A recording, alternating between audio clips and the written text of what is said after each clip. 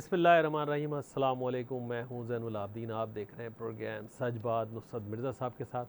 आज के मौज़ूआत आपने देख लिए। मिर्ज़ा साहब अस्सलाम वालेकुम।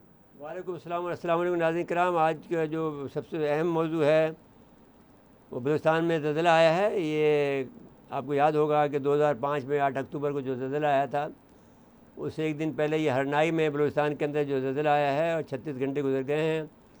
और वहाँ पर क्योंकि पहाड़ी इलाका है, वहाँ पर मुतासिरीन जो हैं वो अभी तक इमदाद के मुंतज़िर हैं।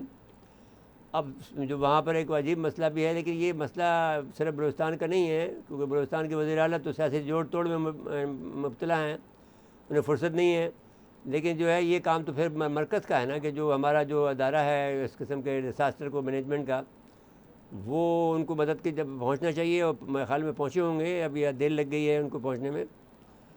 दूसरी बात जो है वो ये है कि ये हम कहना चाहते हैं कि जब भी कभी हमारा ये जो जो अदारा है, जो ये इस किस्म के पर पेशन गोई भी करता है और उस पर तबसरे भी करता है कि ज़लज़ला आया बिकॉज क्योंकि प्लेटें हिल गई थी या कुछ हो गया, तो अब इसमें ये आपको इसमें आपके इल्म को ज़रा वसी करना चाहिए। क्योंकि जब से ये हार्प की टेक्नोलॉजी आई है, तो उसके बाद में जो आपका माने तयशुदा अमर ये है कि मैंने इस पर कॉलम भी लिखा, उसके ऊपर बहुत ज़्यादा बहस मुबाहिसा भी हुआ, और कोई 12,000 के करीब तो उस पर कमेंट्स हैं। तो वो मैंने उस पर ये कहा था कि ये जो 5 अक्टूबर का ज़लज़ला है, ये हार्प की वजह से हुआ था, और अमेरिकनों ने ये किया था 8 अक्टूबर 2005 के अंदर, इसलिए किया था कि शायद उनका ये ख्याल था कि हमारे एटमी असासाजात वहाँ छुपे हुए। तो उन्होंने पहाड़ी इलाकों के अंदर वो ज़लज़ला ले आए थे। तो अब हम समझते हैं कि वो मसनूई था। हम ये समझते हैं कि 2010 का जो सैलाब था वो मसनूई था। हम ये समझते हैं कि 2011 का जो सुनामी था जापान का, वो मसनूई था।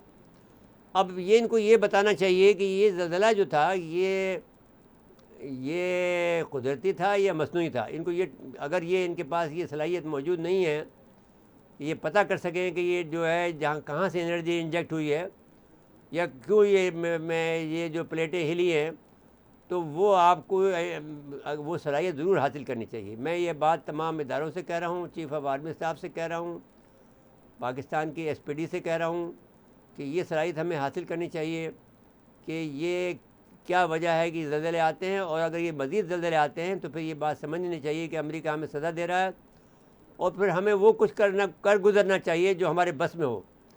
तो ये बात समझ लेनी चाहिए कि ये अमेरिका ही कर रहा है। अगर हम इसके बाद भी ज़लज़ला आता है कहीं पर और जगह पर, तो बात को ये समझ लेना चाहिए कि ये मसनूई हैं और ये अमेरिका कर रहा है, और फिर इसके लिए हमें जो हमसे बन सकता है वो हमें कर लेना चाहिए, और इस बात का इंतज़ार नहीं करना चाहिए कि हम अब छोटे हैं या मोटे हैं या गरीब हैं। दूसरी अहम बात यह है कि जब भी कभी आपने जो कुछ भी आपने किया है कि आपने एक ज़माने में अमेरिका को वाई सुपर ताकत बना दिया, उसके बदले में आपको क्या मिला? आपके ज़ियाउल हक का तैयारा उन्होंने गिरा दिया, आपको उन्होंने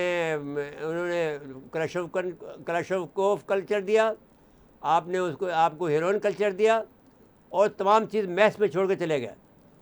अब दोबारा जब आया है तो फिर आपको शिकस्त हुई है अमेरिका को, तो अमेरिका की शिकस्त के बाद में फिर वो छोड़ के चला गया है, आपने आपको मदद की उसको छोड़ने में।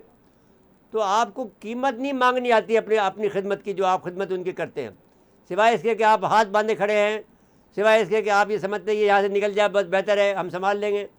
नहीं, हर बात की कीमत होती है, और आपको कीमत लेना का आपको सलीका आना चाहिए। ये मैं सबसे कह रहा हूँ, वज़ीर आज़म से कह रहा हूँ, चीफ़ ऑफ आर्मी स्टाफ से कह रहा हूँ, DG ISI से कह रहा हूँ, तमाम इदारों से कह रहा हूँ कि आपको सलीका आना चाहिए कि आपको अपनी जो आप खिदमत अंजाम दे रहे हो उनके लिए, उसकी कीमत आपको वसूल करनी चाहिए इनसे पूरी की पूरी। 1992 में ये बात कही थी कि इनको बिल दे दो। उस वक्त मैंने कहा था कि आप $1 ट्रिलियन का बिल दे दो उसको, और मेरी किताब है एशियन एटॉमिक क्लब, उसमें ये मौजूद है। तो आपने वो बिल नहीं दिया था, वो आपको बिल देने के चक्कर में अब आपको सोच रहे हैं आप खिलाफ वो वहाँ पर वो आप बिल पास करना चाह रहे हैं कि साहब आपके पर सेंक्शन लगाएंगे, फलाना करेंगे।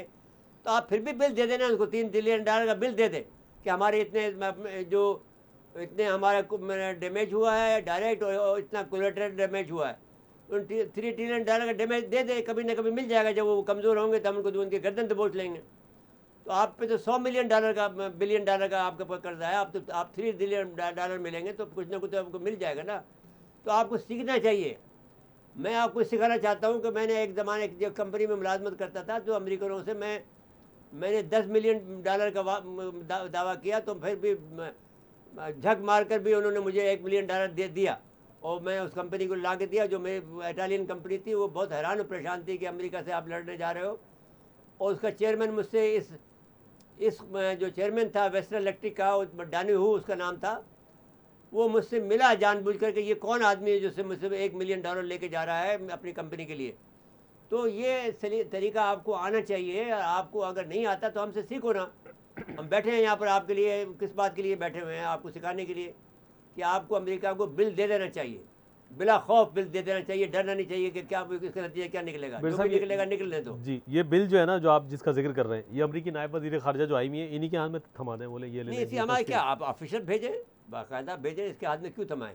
ये तो बहुत छोटी औरत है, इसमें क्या है? ये नहीं, हमारे वो आई है जिस ये अंदाज से भाई ना, ये हमारे देखिए जिस तरह से भी आई हो, जो तरीका है अमेरिकनों का, हम जानते हैं अमेरिकन किस किस्म के आदमी हैं। हमें अमेरिकनों की तबीयत का पता है, हमें अमेरिकनों के स्टाइल का पता है। हम जब वो अमेरिका स्टाइल मारता है तो उसका मतलब है बहुत कमज़ोर हालत में है। अब जब वो उसको स्पेशल जहाज से भेजा है, मीनिंग देर बाई के वो दे आर वेरी वीक। आप उसकी अकड़ कब से अंदाज़ा लगाएं, वो अकड़ नहीं है, वो डरे हुए हैं आपसे। आप उनसे आप बड़ी सख्ती से उनसे बात करें और नरमी से बात ही ना करें उससे। कह दो चलो चलो हम तुम्हारे बिल भेज रहे हैं तुम्हारे खिलाफ। ये तुम्हें सीखना चाहिए कि कैसे अमेरिकनों से डील किया जाता है। हम सिखा देते हैं आपको अगर नहीं कामयाब हो तो आप जो हमें सज़ा दे दें, यहाँ पे फांसी लटका दें हमें सारे बाज़ार में। अमेरिकन ऐसे ही होते हैं क्योंकि ये खुद कज़ाक हैं। अगर आप इनके देखें हिस्ट्री क्या है इनकी, सारे के सारे लोग जो हैं डाकू चोर हालत में भागे या लुटेरे भागे। कोई कहाँ से आया, कोई कहाँ से आया। जो ओरिजिनल डाकू गए थे, जो कज़ाक थे, वो बेसिकली बहरी डाकू थे, और वो उन्होंने जाके कब्ज़ा किया था उनको अमेरिका में। फिर जाके जिस तरह जालिमों ने मारा है बेचारों रेड इंडियंस को, वो उनकी तारीख देखो। और फिर जिसकी भी तारीख देख लो, अफीम से बने जी, अफीम बेच कर चाइनीज़ को अब तमाम अपना मुल्क को बनाया इन्होंने। एक ज़माना तो वो था ना कि जिसको हम मदद देते थे, इनको मदद दी हमने। कैसी बातें करते हैं। अच्छा, वो जो आप जर्मनी को मदद दी हमने। इनका जो माजी आप बता रहे हैं ना, उस माजी में इनके सदर रोनाल्ड रेगन, वो किस तरह आप देखिए किस तरह से एक आदमी को अफगानी को किस तरह से हवा भर रहे हैं उसके अंदर। अब्दुल हक कमांडर, कमांडर साहब उसकी बहादुरी का जिक्र कर रहे हैं। यहाँ देखो एक क्लैपिंग हो रही है, वो दिखाते हैं अपने सारे नाज़रीन को। आवाम क्लैपिंग कर रही है। जी, अपने नाज़रीन को दिखाते हैं, फिर इसी के साथ हम ब्रेक पे चले जाएंगे। In making mention of freedom fighters, all of us are privileged to have in our midst tonight one of the brave commanders who lead the Afghan freedom fighters, Abdul Haq.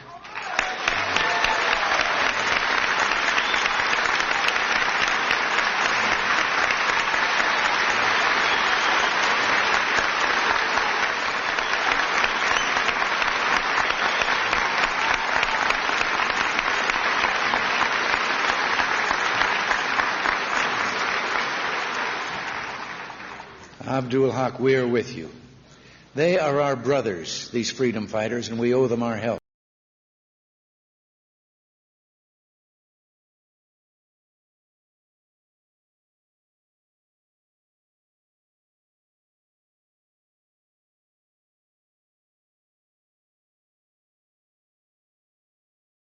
एक मरतबा फिर programme में खुश आमदीद कहते हैं। जी मिर्ज़ा साहब, किस तरह वो रोनाल्ड रेगन साहब उनके कसीदे पढ़ लेते? जी भाई, सबने किए कसीदे पढ़े। जब आप एक बार जिस वक्त वो गया है, ये नहीं मिलते थे सारे के सारे। जब तालिबान जाते थे वहाँ पर तो इनको VIP ट्रीटमेंट मिलता था। आपको ने वो टीवी नहीं दिखाई थी जो इनका जो दूसरा बड़ा हेनरी किसन के बाद जो दूसरा बड़ा दानिश्वर था, कौन? जिसने किताब लिखी द ग्रेट चेस बोर्ड जो है, द ग्रैंड चेस बोर्ड जिसने किताब लिखी है जी, वो वहाँ पहुँचा हुआ है। जो अमेरिकी सलामती अमूर का वज़ीर था, मुशीर था अमेरिकी सलामती अमूर का, वो जाकर हमारे तुर्खम बॉर्डर पर जाकर किस तरह तकरीर कर रहा है कि ये लैंड तुम्हारी है, तुम लोग आज़ाद हो, मुस्लिम लैंड है। तो वो यही तारीख है इनकी, यही बात कर रहा हूँ मैं। जी, यही तारीख है इनकी, ये ऐसी तारीख है इनकी। तो आपको जब वो चढ़ाते हैं, इस वक्त तो इंडियन चढ़ाई में इनके नहीं आ रहे हैं क्योंकि इंडियन में वो ताकत ही नहीं है। उनके पास क्या तारीख है? इनके पास वो इंडियन की कोई तारीख है जिनके पीछे ये लगे हुए हैं जो आप मार खाएंगे अभी? अभी पाकिस्तान को ये बात मैं आप पाकिस्तान से और कहना चाहता हूँ कि आप सिर्फ अपने दिफा पर मौकूफ़ न करें आपके साथ कि साहब हम अपने इंडिया के साथ में हम जब हमला करेंगे तो हम जवाब देंगे। भाई आपको ऑफेंसिव होना पड़ेगा, क्योंकि वो ऑफेंसिव हुए हैं। याद रखें कि जो भी ऑफेंसिव हुआ वो जीता है, और कभी भी आप डिफेंसिव हो गए नहीं। अब देखिए बाबर तो 12,000 की फ़ौज लेके आया था ना, आपके पास तो बेहतरीन मिज़ाइल हैं, उसके बाद तो घोड़े थे, उसके आपके पास मिज़ाइल हैं, तो उनके पास भी मिज़ाइल हैं। लेकिन आप जब आप करेंगे तो आपकी हैबत इतनी तारीफ़ करेगा अल्लाह ताला। लेकिन आप लड़ो अल्लाह के लिए, अपने किसी फ़ायदे के लिए मत लड़ो। ना ये इस बात के लिए लड़ो कि साहब वो कोई लूट मार करके जाना है। अब जैसे वो लोग मजाक करते हैं कि अब अब्दाली आया तो लूट मार के चला गया, महमूद गजनवी आया तो लूट मार के चला गया। लेकिन एक बात ज़रूर है कि तालिबान ने महमूद गजनवी को उनके मज़ार पे पेश किया है, उनके मज़ार पे गए, जो कि अफगानियों के तब तो क्या मसलक में ये नहीं है कि मज़ार पे जाके हाजिर भरे, तालिबान के मसलक में नहीं है, नहीं तालिबान के मसलक में नहीं है। लेकिन वो पहली दफ़ा गए और बताया है कि हम अब इंडिया की तरफ मुतवज्जो हो चुके हैं, ये मैसेज है उनका। तो आपके पास तो अब्दाली मिसाइल है, आपके पास गजनवी मिसाइल है जी। आप अब्दाली नहीं हो तो क्या हुआ, मैंने वो मौजूद गजनवी मौजूद, महमूद गजनवी नहीं है तो, लेकिन गजनवी तो आपके पास तो मिसाइल तो मौजूद है ना, बिल्कुल। तो उससे आप इंडिया को लिए काफ़ी हैं। इंडिया को की भपकी आपको जिस वक्त भी आप तरारे में आएंगे, इंडिया बैठ जाएगा, जितना भी ताकत उसके अंदर हो। लेकिन उसमें आप इन्होंने क्या किया है कि जो इन्होंने जो आपकी बम्बई की जो बॉलीवुड है, उसके ज़रिए से ये तासुर दिया है कि मुसलमानों में को मार कर या किसी भी ताबीज़ पहने वाले आदमी को मार कर 10-10 आदमियों को मार देते हैं एक दो आदमी। तो उसमें एक थोड़ी सी उन्होंने जुल्म करने की सलाहियत पैदा तो दूर कर ली है, लेकिन लड़ने की सलाहियत पैदा नहीं कर सके अपनी फ़ौज के अंदर जी। तो वो फ़ौज में जो उनकी सलाहियत है वो आपने देख ली कि चीन ने उनका क्या हाल भुड़ता बनाया, और अभी भी बना रहा है। अभी भी वहाँ पर बहुत ज़्यादा वहाँ पर ख़तरा है। अभी 2 हफ्ते पहले भी कुछ ना कुछ उनकी पिटाई की है, उनकी नहीं, वो घुस के उनके अंदर घुस के उनका पुल तबाह करके आ गए, उनका जो एक स्ट्रेटेजिक पुल था जी। मेरे साहब इंडिया वाले मौजू पे आएंगे, लेकिन ये बताइए, ये कौमी सलामती कमेटी का इजलास हुआ, अब उसमें बाज़ मामला तो बिल्कुल खुल के एक फ़ैसला करना चाहिए ना कि जी हमने क्या करना है और अमेरिका के लिए और क्या नहीं करना है। ये बात मेरे ख्याल में कर चुके हैं। बुनियादी बात यह है कि इनमें इनकी जो ज़ाती प्रॉब्लम है वो है इनके बच्चे, इनके फ़ंड वहाँ रखे हुए, इनके ख़ानदान। एक तो पहली बात यह है कि जो अपना जो पैसा वहाँ रखा हुआ है, आपको अफ़गानिस्तान की हालत का पता नहीं हुआ कि अफ़गानिस्तान के जो फ़ंड थे उन्होंने मुंजमद कर दिए। तो आपके फ़ंड अगर मुंजमद कर देंगे, ईरान के कर दिए थे, तो आपके कर देंगे तो आप क्या करेंगे? पहला काम ये करें कि अमेरिका के डॉलर से आप गैर मुंसलिक हो जाएं। पहला काम ये करें आप पहली फुर्सत में, अदरवाइज़ आपके सारे पैसे मुंजमद कर देंगे और आप किसी की भी आपको किसी काम के भी नहीं रहेंगे। पहला काम ये होना चाहिए, जैसे पहले हम थे कि हमने अमेरिकी डॉलर में अपने आपको मुंसलिक नहीं किया था, तो वो काम आप दोबारा करें और अमेरिकी डॉलर से आपको अलहदगी इख्तियार कर लेनी चाहिए। आपको चीन से जुड़ जाना चाहिए, यौन से। जो कुछ भी करें अपने पैसे को ट्रांसफ़र करें, वरना तो ये आपके पैसों को फिर ये हज़म कर लेंगे। और जैसा कि हम ईरान का किया, जैसा कि उन्होंने धमकी दी थी कि सऊदी अरब का पैसा मुंजमद कर लेंगे। सऊदी अरब को कहाँ पैसे देते हैं, वो सिर्फ बैंक से कि रजिस्टर में इधर से उधर ट्रांसफ़र होता है, आजकल कंप्यूटर के ज़रिए ट्रांसफ़र होता है।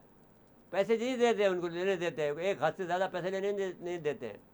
अब तो सऊदी अरब बहुत गरीब मुल्क है, आप ये मत समझे कि वो बहुत अमीर है, गरीब मुल्क है, इस लिहाज से कि उनको पैसे निकालने की इजाज़त ही नहीं है।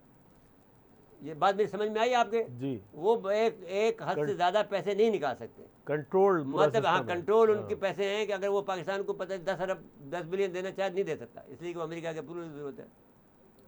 पहले जो थे शाह फहद वगैरह, ये तो मैंने शाह फहद, शाह फहद तक ये लोग मजबूत रहे, और अब तो बहुत कमज़ोर हो गए जब से 9/11 हुआ है जी। इसके बाद से इनके हाथ में इन्होंने 2 आदमी पर इल्ज़ाम लगाए थे, यानी नाइफ बिन अब्दुल अजीज़ और सलमान बिन अब्दुल अजीज़, वो वज़ीर दिफा थे, वज़ीर दाखिला थे। 9/11 का इल्ज़ाम उस पर लगाया, इन लोगों ने कहा कि साहब वो ज़िम्मेदार है। अब ईरानियों पे लगा रहे हैं, तो क्योंकि ईरानियों पे हमला करना है उन्हें, घेरा तंग कर रहे हैं। हाँ, तो घेरा तंग कर रहे हैं, नहीं कर नहीं सकेंगे, वो अलग बात है। इसराइल ने खुल के भी कहा है कि हम मज़ीद ईरान पे हमले करते रहेंगे, कर रहे हैं जी। जैसे कि वो उनके मामले में ये कर रहे हैं कि ईरानियों को उसमें जो उनका एटमी प्रोग्राम है उसके अंदर वो छोड़ देते हैं, वायरस छोड़ देते हैं, जी उसकी जैमिंग छोड़ देते हैं कुछ। तो वो उस तरह से वो तो उनको तंग तो ज़रूर कर रहे हैं, लेकिन वो ये कहते हैं कि वो ईरान जो है वो एटमी ताकत बनने के कुछ महीनों में 2 महीने का अर्सा रह गया है। तो अब इसका ईरान के लिए ये ख़तरे की अलामत है। अब ये कोशिश ये कर रहे हैं कि उसको नहीं बनने दें या उस पर हमला करें, लेकिन वो नहीं कर सकेंगे अच्छा हमला। मेरे साहब, आप इंडिया की बात कर रहे थे, देखें बहुत सारे मामलात में उसको बिल्कुल दूर रखा गया है। खुसूसन अफगानिस्तान का मामला देख लें। नहीं, अफ़गानिस्तान के मामले की बात नहीं, ये पॉलिसी जैन साहब आपको मैं बता देना चाहता हूँ कि 2005 में बन गई थी। जी और जब हिलरी क्लिंटन और वो गए थे वहाँ पर, हिलरी क्लिंटन और ओबामा थे, ओबामा जी नहीं इसके अलावा, तो जब वहाँ गए थे तो हिलरी क्लिंटन ने ये बात उनसे कही थी। जॉर्ज बुश जूनियर भी गए थे। हाँ, जो दोनों साथ गए थे ना। जी तो उस वक्त उसने कहा था, हिलरी क्लिंटन ने वहाँ तकरीर करते हुए कहा था कि आप वेस्ट की तरफ देखना छोड़ दें, आप ईस्ट की तरफ देखें, अब बहरे जनूबी चीन की तरफ देखें। इंडिया को ये मशवरा दिया था। तो हमने समझ लिया था कि वो ये कहते हैं कि भाई पाकिस्तान का आप जो दुश्मनी जो है आप उसको छोड़ दें, आप हमारे साथ मिलकर आप सिर्फ चीन का तरफ तवज्जो दें। देखिए, हमने वीडियो को चलाई तो जब वो आपका जो बहुत बड़ा अपने आप को पूरा अमन का पैगंबर सर कहता था, कौन, इंडिया का जो वज़ीर आज़म था वाजपेयी जी वो जब काबुल गया तो कहता मैं गजनी देखना चाहता हूँ, कितने महमूद गजनवी ने हमारा सोमनाथ तोड़ा था। तो अब उसको देखने के लिए कहना, एक छोटा सा शहर है वहाँ, वो वहाँ जाके देखना चाहे, उसके दिलों में कितनी चुभन है, बुग़्ज़ भरा हुआ था। बुग़्ज़ भरा पड़ा। जी तो मैं अपने लोगों से कहता हूँ कि अगर आप ये समझते हो कि इंडिया आपके साथ में आपकी सुलहजोई से या आपके उससे जब जाएगा, आपको नहीं, आप थोड़ा सा आपको एग्रेसिव होना पड़ेगा। आपको ये FATF वगैरह को लात मार दो, इसलिए कि आपकी परवाह की बात नहीं है। FATF आपकी, जो लोग इतने मुतासिब हों कि आपने 27 में से 26 कर दिए हों, फिर उन्होंने आगे बढ़ा दिया तो वो भी कर दिए हों, तो इसके बावजूद भी आपको वो FATF से नहीं निकाल रहे हैं, तो लात मारो उसको, जाओ तुम्हारी FATF की ऐसी की तैसी, हम तो पहला निज़ाम बना लेंगे। तो गो है, डू समथिंग मोर। जितना कि उस निज़ाम को बनाने के लिए काम तो शुरू करना पड़ेगा ना, अभी तो काम भी शुरू नहीं हुआ। जैन देखिए, काम की एक बात तो ये बात माननी पड़ेगी कि जब से आपने ये बात, चाहे आप उसे एक ज़बानी जमा खर्च कहें, एब्सोल्युटली नॉट का जब लफ्ज़ आया है जी तो तारीख़ बदल गई है, यकीन मान लें।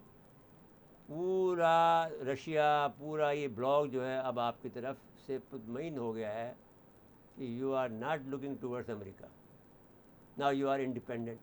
और इंडिया के लिए One word only, absolutely not. This is the historical change in the history of Pakistan. और इससे ये अंदाज़ा हुआ कि दे आर इंडिपेंडेंट कंट्री। उसी के बाद मैंने आपसे कहना शुरू किया, इमरान खान की तारीफ़ करनी शुरू की, और उसके बाद मैंने ये कहा कि Pakistan has become a player. जी और प्लेयर का मतलब ये होता है कि वो अपने मर्ज़ी के फ़ैसले करता है। इसके साथ साथ में आपको ये बात मालूम होनी चाहिए कि जैसे ही आपने ये बात कही है कि आपका असला बिकना शुरू हुआ है, F-17 के 4 ख़रीदार मुल्क हो गए हैं। जी कौन से?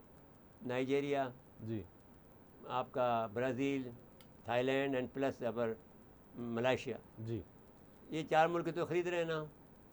तो अब इसके अलावा और बहुत से मुल्क ख़रीदेंगे, क्योंकि F-17 थंडर इस वक्त दुनिया पर रूल कर रहा है। जब से वो 27 फरवरी 2019 का वाक़या हुआ है, उसके बाद से हम रूल कर रहे हैं। और ये एब्सोल्युटली नॉट का जो लफ्ज़ आने के बाद में ये मालूम हो गया लोगों को कि Pakistan has become a player, Pakistan has become independent, Pakistan एक आज़ाद मुल्क, ख़ुद मुख्तार मुल्क के तौर पर उभरा है। तो इस लिहाज से अब पाकिस्तान से हम ख़रीद सकते हैं सामान। जी तो वो जो भी अमेरिका के ख़िलाफ़ है वो आपसे जुड़ रहा है। बिल्कुल ठीक है। तो हमारे लिए एक नई राहें आ रही हैं और उसका हाँ, हमें फ़ायदा उठाना चाहिए। मुझे उससे ब्रेक आपका जब ये सामान बेचते हो, सबसे ज़्यादा जो ये जब जंगी सामान बिकता है तो अमेरिका किस तरह से अमीर है जंगी सामान बेचने की वजह से। बिल्कुल बिल्कुल ठीक जी। है। रूस के पास भी इसी तरह से पैसे जमा हुए जहाँ हैं। होते नहीं, रूस के बाद पेट्रोल का भी आता जी है। अच्छा, मुझे ब्रेक के लिए कहा जा रहा है। ब्रेक के बाद आएंगे तो ये जनूबी बहरे चीन, साउथ चाइना सी का जी, जो मामला ठीक हो है गया। उस पर बात कर लेंगे। जी। नाज़रीन, मुफ्तदा वक्फा है, वक्फ के बाद दोबारा आते हैं।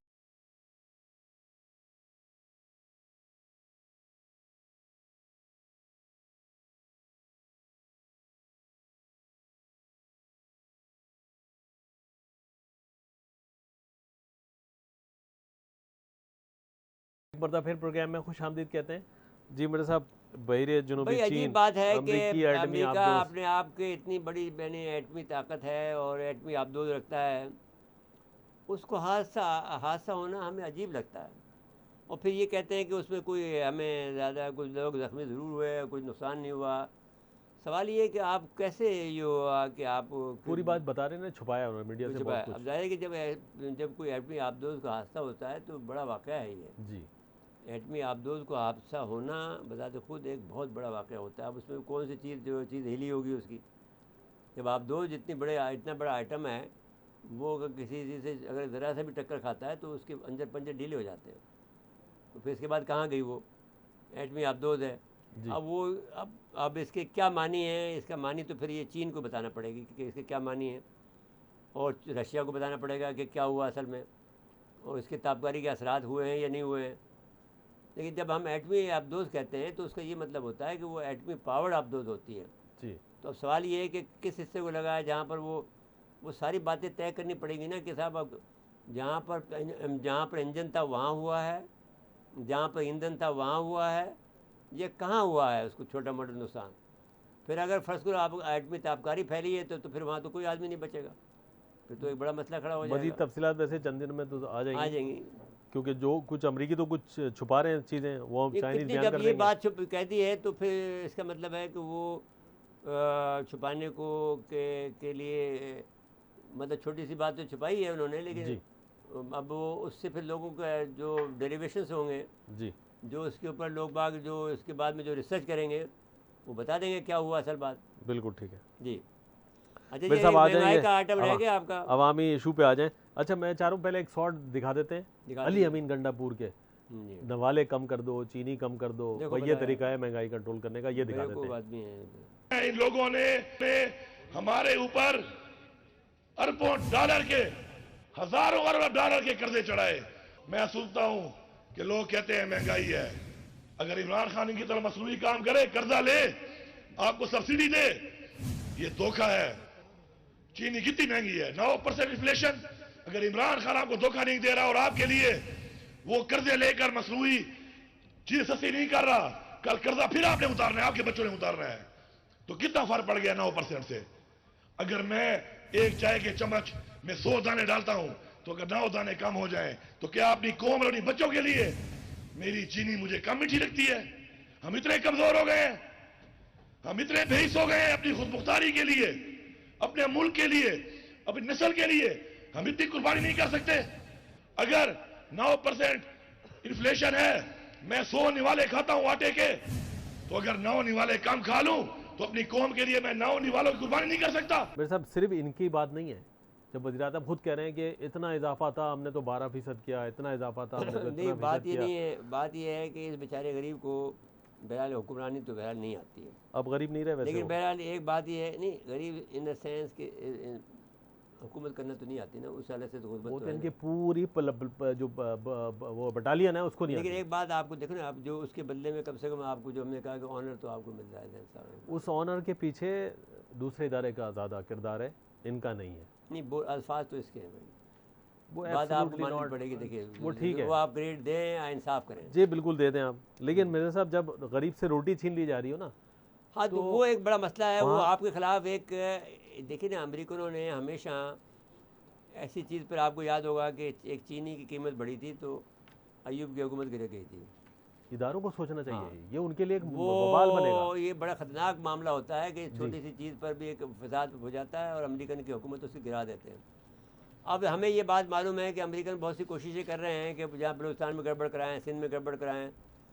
अब जैसे वो देखे ना, वो एक मेजर था, इंडियन मेजर था, बड़े पागल आदमी था कि अगर मेरे बस चले तो मैं वहाँ पर पैसे खर्च करूँगा, तो हर एक आदमी के पास करप्शन होगा। अबे गधे, ये पाकिस्तान है, यहाँ पर मुसलमान रहते हैं। ये अगर सिंधी यहाँ पर अगर सिर्फ आकर वजीर यहाँ पर सारे अगर वो DSP SP या DC बन गए हैं तो क्या फ़र्क पड़ता है हमारे लिए? हमारे भाई हैं, वो कोई बात नहीं है जी, तो कोई बात कभी हम भाई बिल कभी ना कभी तो कोई बात नहीं है, वो इंसाफ हो जाएगा जी।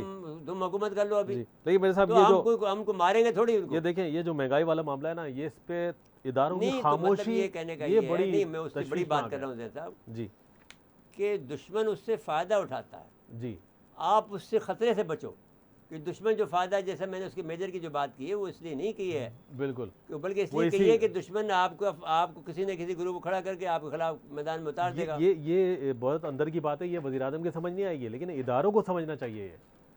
उनको तो भाई सिर्फ इदारे, अब देखिए ना इदारे क्या करें, कहाँ कहाँ बेचारे इदारे करें, लेकिन अब ये कि इदारे के पास ये बेस्ट चॉइस यही है। अब क्या उनको आप प्राइवेट लिमिटेड कंपनी ले आए जो रोज़ गालियाँ दे रहे हैं पाकिस्तान के इदारों को, नहीं वो या इसको ज़िद्दारी को ले आए जो कि अमेरिका के साथ बात कर रहा है। देखें वो जो जिस तो आप देखिए ना, आप उनके पास बेस्ट चॉइस यही है। बेढंगे तरीके से भी जो काम किया गया तो जाहिर है उसका मलबा तो आएगा भाई ना। वो आप जाहिर है कि अब क्या करें, वो काम भी खुद ही संभालें तो फिर तो नहीं समझ नहीं, सकता ना। अब इनसे तो बेहतर आज संभालेंगे। के दौर में नहीं समझ सकता इनसे है, तो फौज बेहतर नहीं आ करेंगे। सकती है भाई। चले मुझे ऐसे कहा चले जरा तो ठीक है, इसको सीधा वैसे आप ये कर सकते हैं कि इंडक्शन, इनके आदमियों को जो थर्ड क्लास आदमी उनको निकाल के अच्छे लोगों का इंडक्शन करवा दें। वज़ीर इत्तलात सुबह शाम झूठ बोल रहा होता भाई है। आप देखिए वज़ीर इत्तलात की, देखिए मुशाहिद हुसैन सबसे अच्छा वज़ीर इत्तलात था, पढ़े लिखे आदमी। पढ़ा लिखा था और बहुत उसने काम भी किया है। अब झूठ नहीं बोलना, सही बात करनी चाहिए। मेरे से एक दिन उसने ये बात कही, जो हम मैंने दोनों बैठे थे, तो मुझे कहा कि मुझे वज़ीर इत्तलात की ऑफ़र कर रहा है परवेज़ मुशर्रफ, और दूसरी मुझे ऑफ़र कर रहा है कि मैं कोऑर्डिनेशन का बन जाऊं वज़ीर, मैंने सारे सूबों की। तो मैंने कहा देखो भाई, दो ही अच्छी पोस्टें हैं, एक वज़ीर ख़ारजा तुम्हारे लिए और एक वज़ीर इत्तलात, तो दोनों में से तुम जो भी चूज़ कर लो ठीक है। कहे वज़ीर ख़ारजा तो मुझे नहीं बनाएंगे। तो मैंने कहा फिर नहीं बनाएंगे तो फिर आप चुपचाप रहो, तो वज़ीर इत्तलात बन जाओ। तो उसने कहा कि वज़ीर इत्तलात में झूठ बोलना पड़ता है, मैं तो झूठ नहीं बोलना चाहता। तो हर वक्त झूठ बोलना पड़ता है, कहाँ तक झूठ बोलूँ मैं?